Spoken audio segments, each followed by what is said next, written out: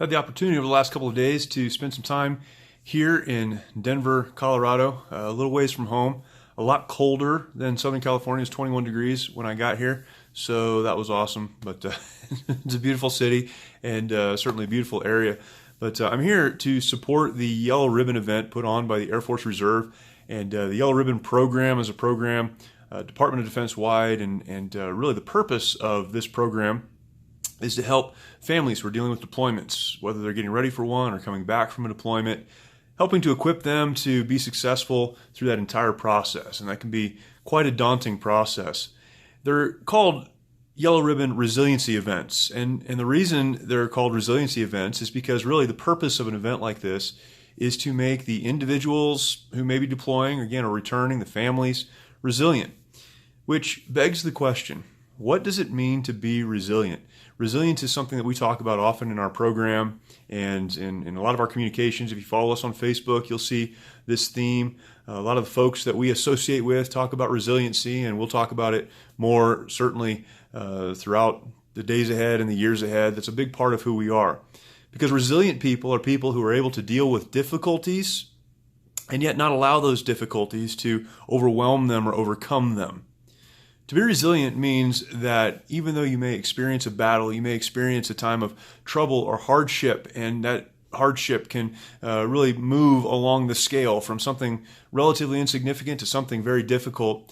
But you can deal with hardship and not be so overwhelmed by that hardship that it changes who you are or what you do. To be resilient really means that you can get knocked down, if I can use this analogy, you can get knocked down and get back up. Because when you get back up, you have something to align to. There's a point in your life, there's that stake in the ground in your life that even though sometimes you might get knocked from one side to the other or get, again, knocked down on the ground, you can come back and align to that. That's what it is to be resilient. There's a principle of resiliency, though, that's very important. And the principle is this, and I think this is what a lot of people miss. Resilient people are people who have decided before the trial, before the difficulty, before the event comes into their life, how they're going to respond. They've already put the stake in the ground. They've already begun to develop who they are on the inside, the character of that person, that individual.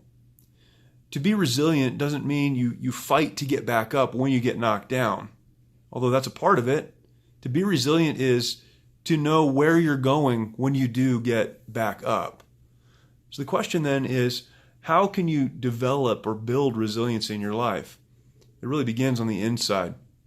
It begins with knowing who you are, who you were created to be, and who God intended for you to be.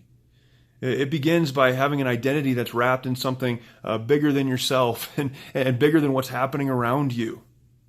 To be resilient means that you understand there is truth, there is direction, there is purpose. You're going to work to find that and work to hang on to that.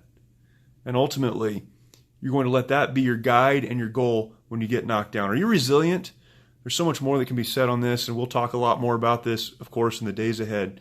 But to be resilient, to live a resilient life, a resilient person, is someone that can deal with hardship and trial and difficulty and not change because of it. We'll all experience hardship. We'll all experience those things. The question is, are you resilient in the face of those life's battles?